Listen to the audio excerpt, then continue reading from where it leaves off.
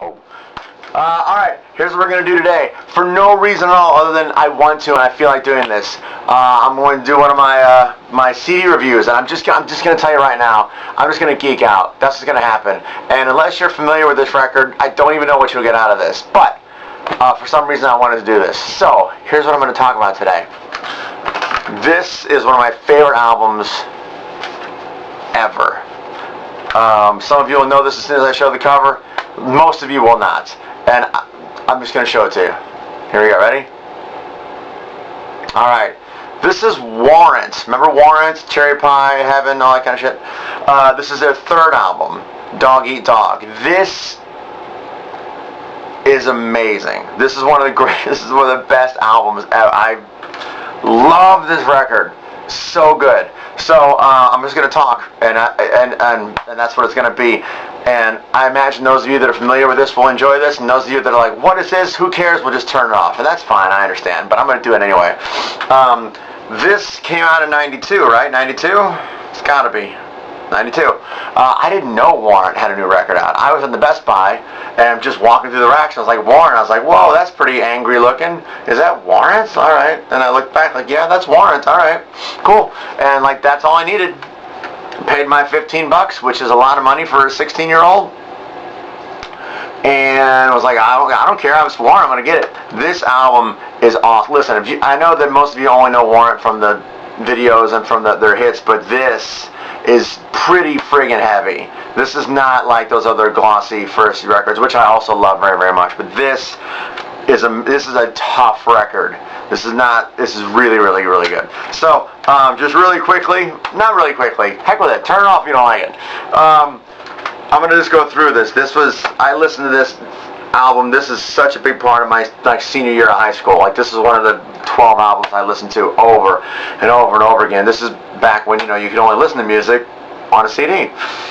So, starts off with Machine Gun, which is just killer. It's just it's so tough. It's awesome. Such a great song. I love almost every song. I don't love them all, but I love almost every song on here. Hole in My Wall is just, I don't even know how to explain Hole in My Wall. It's so simple musically, but the production is amazing. The talk box guitar solo is insane. The words, I don't even know what they mean. In X-rated Disneyland, Global T-Rex, what does that mean? I don't know what that means, but it's awesome. Jenny Lane sings his ass off. He was an amazing, amazing singer. I don't care what you say. He was just an amazing singer. The Hole in My Wall is a great, tough song, and again, I can't say enough about the production. This is so amazing on this record. Third song, April 2031. This song it's incredible. It's about like the end of the world, written in 92, and I'm going to keep talking about the production, but it's just so creepy, but so amazing. And there's like a little kids choir singing the hook, April 2031, like they have like 10 fifth graders singing this song about the end of the world, and the aluminum hug my aluminum pillow so tight, and there used to be a wind, wasn't. It's just amazing. I'm just geeking out entirely, but it's such a great. I love that song. It's very, very moving. I love April 2031. It's such a great tune.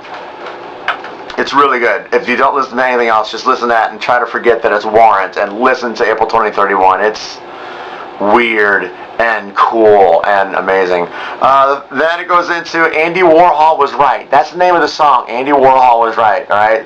This song is about, from the point of view of basically somebody who just wants to be famous so badly that this is going to sound really dark because it is dark, but someone wants to be famous so badly they kill people. They kill someone famous to be famous. And it's got this real strings, like a real string section and a little toy piano and like just this really haunting, and they got a little kid talking. It's really, from a songwriting point of view, really amazing. Subject matter, something you don't come run into very often. Again, production is amazing. It's very, very sparse and beautiful, and then it's really huge. And Jenny Ling sings like he feels it, like he means it. And the song is just like, what the hell was that? And it's short. It tells a story. It's really unique. It's really awesome. It's just a great song. And the older I get, the more I really appreciate that song and the title and the whole, just like, why would you sit down and write that song? It's friggin' amazing. We go on to Bonfire, which is a great song, but it's typical kind of, it's kind of like the tough version of, I won't say it's like Cherry Pie, but that's the subject matter. It's just like a tough song about a woman. That's pretty much what it is. It's cool though. It's driving. It's just a rock song. Then we have The Bitter Pill, which is a ballad, but it's dark and it's really well done. And the verses start, and then there's like this counterpoint melody from the verses, like one's in this ear and this is in the other voices in the other ear, and then sometimes I'm right, sometimes I'm wrong, sometimes I feel certain upside down, and they go back and forth if you're in the headphones, and then at the end they sing harmony with each other. They come together and sing a harmony. It's amazing.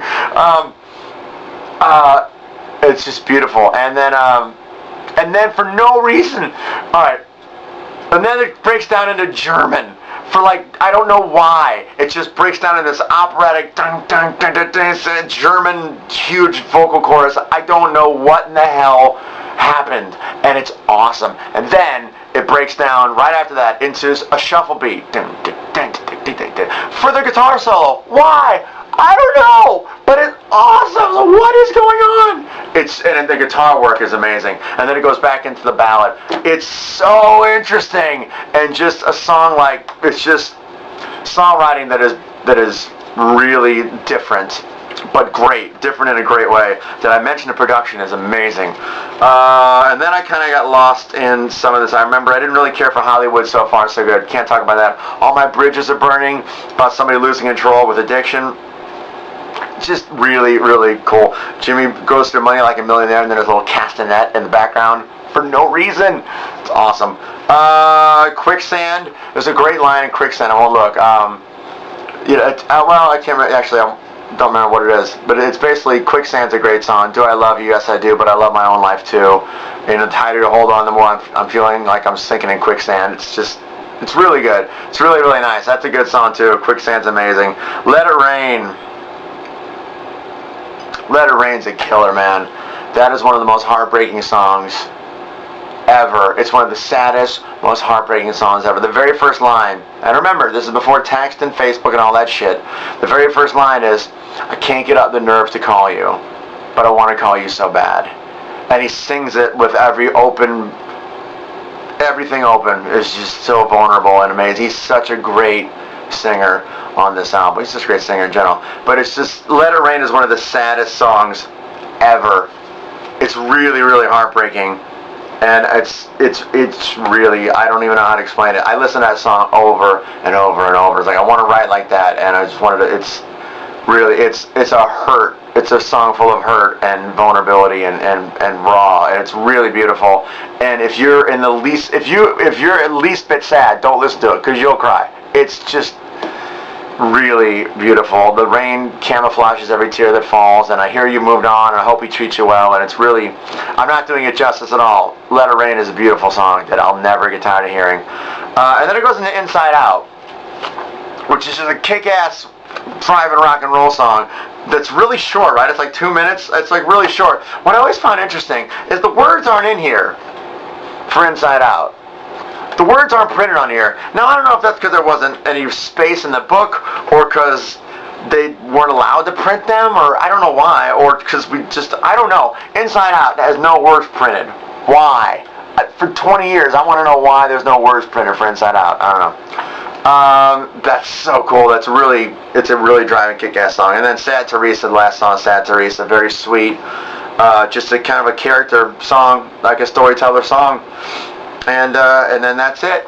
And then that's it. We're done. 12 songs. I forgot to mention this. What I always thought was great, the first 6 songs, side 1, I guess, they're all connected on the record. They all blend into each other. Like April 2031 like bleeds into Andy Warhol was right, that bleeds into Bonfire, and it's just kind of a through line for the first 6 songs, and it's amazing. It's friggin'. This is the greatest record. And let me see if you can, I don't know if you can read this. You probably can't. All songs, it's not going to focus, right? All songs written by Janie Lane. guy was a monster. There's the songwriting on this album is way above most of the 80s hard rock bands, just in content and in structure and in taking chances. And Michael Wagner produced it. I say that right. It's Wagner, right? Produced it, and it's just all on its own. And for 23 years, I loved this freaking album. So, for whatever reason, I wanted to talk about this today. By the way, the cover's pretty cool, right? That's neat. Same thing. Pretty nifty. Everything about this record is spot on. I know that I've been geeking out about it, and I'm sorry, but I'm not. Those of you that know this record understand what I'm saying, and the rest of you who happen to, for whatever reason, still be watching are like, what the hell is he talking about? If you like rock and like songs that are just a little bit different, just go on Amazon. It's got to be it's got to be a penny now, right? It's got to be heartbreaking.